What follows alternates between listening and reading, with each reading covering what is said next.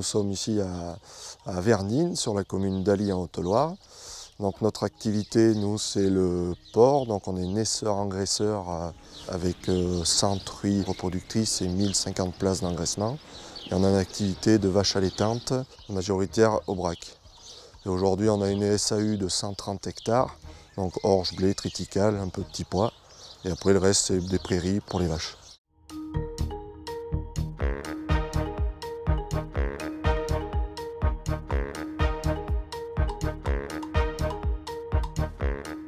J'avais attaqué des études dans le BTP, où j'ai passé du temps dans une entreprise de BTP. Et par la suite, j'ai eu envie de revenir en agriculture, déjà pour ne pas laisser tomber la ferme familiale. Donc, le métier me plaisait beaucoup.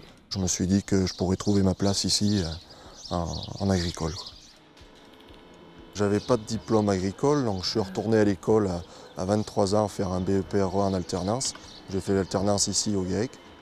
Et ensuite, parcours à DJA, donc dotation jeunes agriculteurs, où il a fallu faire des formations donc avec des professionnels en chambre d'agriculture. Ensuite, j'ai fait des stages donc, en Sarthe et en Lozère, qui étaient très bénéfiques pour moi.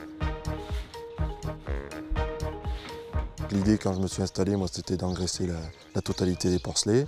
Et on a fait le choix de bâtiments bien-être, donc pour que les cochons soient vraiment dans un confort total. Et ça, c'est en lien avec la commercialisation et bien-être de l'éleveur aussi, quoi. En un premier temps, on est parti au SPAS à Rennes donc pour prendre un peu des idées sur l'idée de la construction. Et du coup, on s'est envolé en Allemagne pour aller voir plusieurs bâtiments bien-être. Et ensuite, on a été dans la France où on a vu une dizaine de bâtiments. Et celui qui nous rapproche le mieux de notre idée, c'était en Sarthe, au port fermier de la Sarthe. C'était un gros investissement long et coûteux parce qu'au niveau paperasserie, il a fallu faire déjà des dossiers d'enregistrement qui ont duré 18 mois, les permis de construire. Donc on a passé 2 ans à faire rien que des papiers. On a augmenté l'espace pour les cochons, donc on a ramené à 2,30 m par porc. On a construit 3 bâtiments d'engraissement. Et ensuite, le gros investissement, ça a été la main-d'œuvre. Donc c'est à ce moment-là que Maxime nous a rejoints sur l'exploitation pour nous aider. Il est venu amener tout son savoir-faire au niveau des constructions.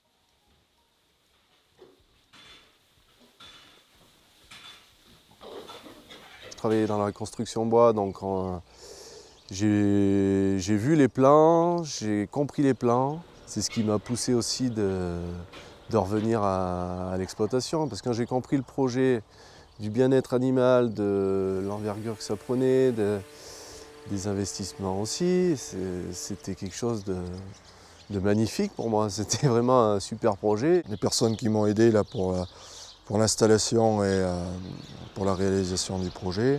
Donc il y a une conseillère qui a réalisé le plan d'entreprise, après la chambre d'agriculture au niveau du plan bâtiment. Donc bonjour à tous les quatre. L'objet de la réunion d'aujourd'hui, c'était de refaire un peu le point, William, sur ton projet d'installation, où vous en êtes de la construction des bâtiments. Les bâtiments sont en route, après il reste encore quelques aménagements des bâtiments, des couloirs, des choses comme ça. On est bien parti et les effectifs animaux sont en place, quoi. Du coup, l'étape d'après, c'était Maxime. T'en es où toi pour l'installation? Eh bien, le problème, moi, c'est que j'ai pas de diplôme agricole. Donc, du coup, j'ai envoyé une lettre à la région pour avoir éventuellement une équivalence sur un diplôme agricole. De cette aventure avec les frères Olagnols, je retiendrai 3 points. Le premier, c'est que c'est une belle réussite familiale, et je trouve que c'est important à souligner. C'est un projet qui s'inscrit dans le collectif, et c'est pas toujours le cas. On peut avoir des agriculteurs qui travaillent de manière un peu plus solitaire. Et le troisième élément, et le plus prégnant pour moi, c'est que c'est un projet inscrit dans une prise en compte des attentes sociétales, prise en compte des demandes consommateurs qui évoluent sans arrêt, en termes de bien-être animal qui va très loin, et en termes de confort de l'éleveur aussi. Ils ont pris ça en compte, et toutes ces dimensions-là prises en compte ensemble, c'est quelque chose qui me paraît très novateur et résolument tourné vers l'avenir. Aujourd'hui, on a mis nos 3 bâtiments d'engraissement en fonction. Donc il y a l'installation de Maxime qui va sûrement se préciser l'année prochaine.